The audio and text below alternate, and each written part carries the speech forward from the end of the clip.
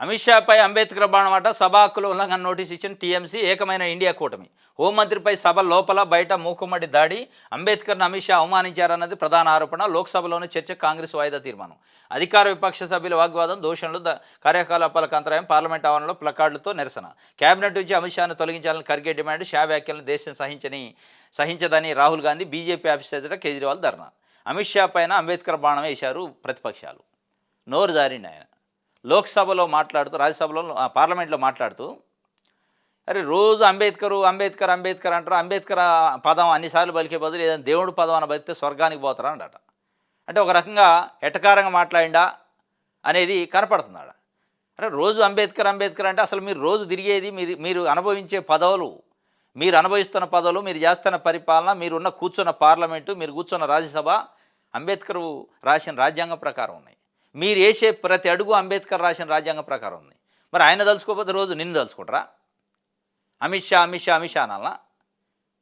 అరే వాళ్ళు ఏం తలుచుకుంటున్నారు, దాన్ని సమానం చెప్పకుండా రోజు అంబేద్కర్ అంబేద్కర్ అంటారు ఏందని ఒక రకంగా కించపరిచే విధంగా మాట్లాడిండు. వాస్తవం అది అనపడుతుంది అనేది ఇప్పుడు కాంగ్రెస్ పార్టీ, టీఎంసీ, డిఎంకే, మిగతా ఇండియా కూటమి పక్షాలు, ఇంకా న్యూట్రల్గా ఉన్న పక్షాలు కూడా ఇది తప్పు అంటున్నారు.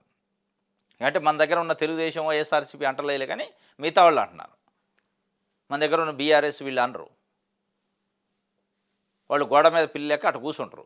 అది తెలుగుదేశం అయినా, వైఎస్ఆర్సీపీ అయినా, బీఆర్ఎస్ అయినా వాళ్ళ అవసరాలకు అనుగుణంగా వాళ్ళు ఉంటారు.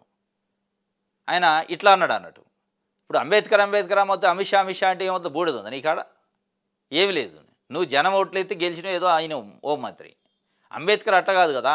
ఆయన ఈ ఈ మొత్తం ప్రపంచంలో గ్లోబల్లో ఉన్న చాలా కంట్రీలు తిరిగి, పుస్తకాలు చదివి, కొన్ని వేల పుస్తకాలు చదివి ఒక అద్భుతమైన రాజ్యాంగాన్ని రాసిండు. ఆ అద్భుతమైన రాజ్యాంగం ఉండబట్టి ఇవాళ 75 సంవత్సరాలైనా ఎక్కడా కూడా చిన్న అంతర్గత కలహాలు లేకుండా భారతదేశం ముందుకు పోతుంది. అదొక గైడు, అదొక భగవద్గీత, అదొక ఖురాన్, అదొక బైబిల్. భారత రాజ్యాంగం ఇవాళ అన్ని మతాలు, అన్ని కులాలు, అన్ని వర్గాలు, ఆడ మగ తేడా లేకుండా అందరూ ఫాలో అయ్యేది రాజ్యాంగం. ఆయన అంత పెద్ద త్యాగం చేసిన ఆయన ఈ దేశం కోసం కొన్ని కొన్ని కొన్ని తరాల పాటు, కొన్ని శతాబ్దాల పాటు ఉపయోగపడే రాజ్యాంగాన్ని రాస్తే స్వయాన పార్లమెంట్లో మాట్లాడేటప్పుడు అంబేద్కర్ అనకపోతే ఏమంటారు?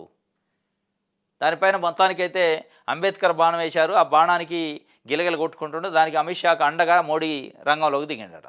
ఇక అమిత్ షాకు అండగా దిగడం తప్ప ప్రజలకు అండగా దిగరేనా? ఇప్పుడు భారతదేశంలో చాలా సమస్యలు ఉన్నాయి. ఆ సమస్యల పక్షాన, ఆ సమస్యల పట్ల భారతదేశంలో ఉన్న ప్రజల పక్షాన ఉండాలా. నువ్వు అమిత్ షా పక్షాన ఉంటే ఏమవుద్ది? జంగం జంగం రాసుకుంటే బూడిద రాలిద్ది. ఇలా ఢిల్లీ సరిహద్దుల్లో హర్యానా, పంజాబ్కి సంబంధించిన కొన్ని వేల మంది రైతులు వచ్చి మా సమస్యలు ఏంది పట్టించుకోండి అంటే వాళ్ళని పట్టించుకోవట్లే. వాళ్ళకి మద్దతు లేదు, అండగా లేదు. కానీ ఈయనకు అండగా ఉండట.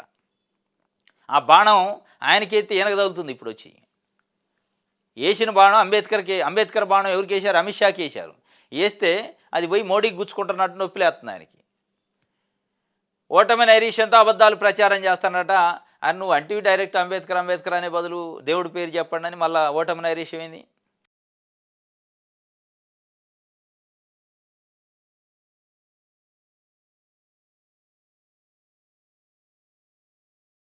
ఇక పిండిడే పిండుడు.